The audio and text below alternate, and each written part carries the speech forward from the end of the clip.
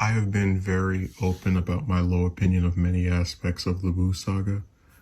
I like certain parts and moments of it, but I think it's very inferior to the past arcs of the series. That being said, one very redeeming feature for the arc is its villains.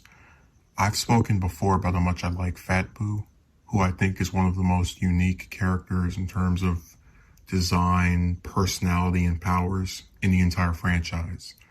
However, there is another villain that is unique who was introduced in the Boo saga, but did not have the same longevity of Fat Boo.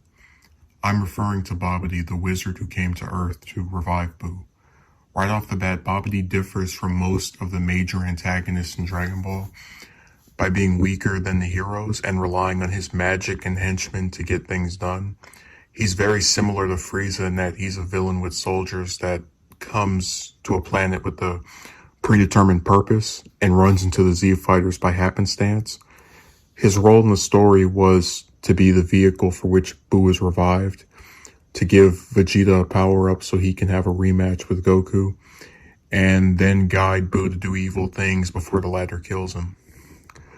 I'm certainly not opposed to a villain killing another villain to show how evil they are, but when you consider that we saw Vegeta do the same thing with Nappa, we saw Frieza do the same thing with one of the soldiers when they were confronted by future Trunks on Earth, and we saw Android 17 do this with Gero, it just seems a bit overdone. Not helped by the fact that Fat Boo was not evil, and that his position as the main antagonist of the arc would later be bestowed upon Super Boo and Kid Boo.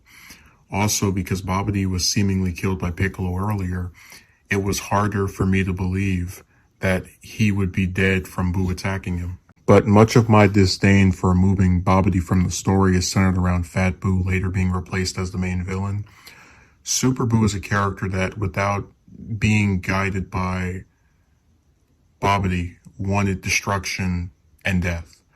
I think instead of having Super Boo just be evil for evil's sake, it would have been interesting to see Babidi, who had survived the tenure of Fat Boo, as the arc's antagonist, being the influence on Super Boo that propels him to villainy. This makes sense because since Super Boo is the result of evil Boo eating Fat Boo, then Super Boo should have had a personality that was influenced by Fat Boo being part of him. To Toriyama's credit, the fact that he showed reluctance to kill Hercule does confirm that Super Boo was influenced by Fat Boo, but I think more could have been done with this idea. Imagine if Super Boo was guided by Babidi to kill people, and it was while Super Boo was either fighting Gohan, Piccolo, or Gotenks that he would be told by these various characters that killing was wrong, and that this created a moral conflict within Super Boo. After having this conflict, Babidi would catch wind of Super Boo having remorse for what he had done and travel within him to remove Fat Boo, which would then revert Super Boo to Kid Boo, who would be the final antagonist of the arc. I would prefer this story because it would make Super Boo have some character development as opposed to being the same generic person who's evil to be evil that we've already seen with King Piccolo, Saiyan Saga Vegeta, Nappa, Raditz, Frieza, Perfect Cell, Deborah, etc. And this is not meant to be a shot at any of those characters, but it is to say that we've very rarely been given an antagonist that actually has motivations for why they are evil or do bad things. And this could have been subverted with Super Boo in the same way that Fat Boo subverted this trope. One of my biggest disappointments was seeing flashbacks of Kid Boo with Babidi, Babidi's father, and knowing that we as the audience would never get to see Babidi interact with Kid Boo.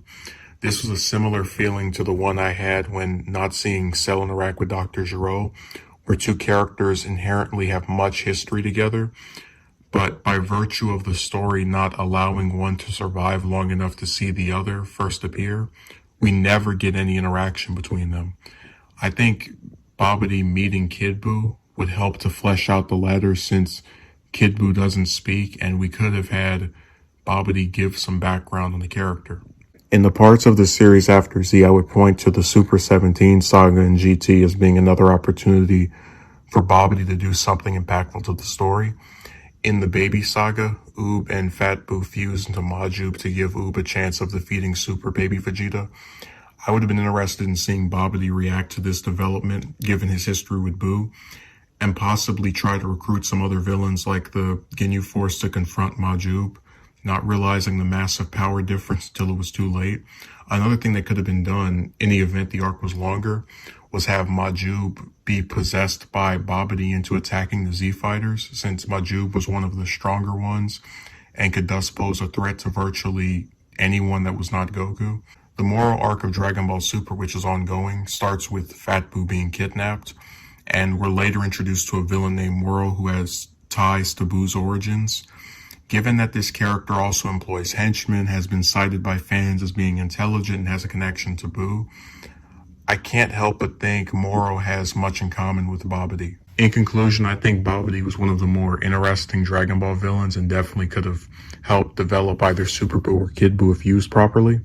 Between his unique powers and use of henchmen, which is a very rare thing for Dragon Ball antagonists, it would have been nice to see him more during the Boo saga or at some later point in either Super or GT.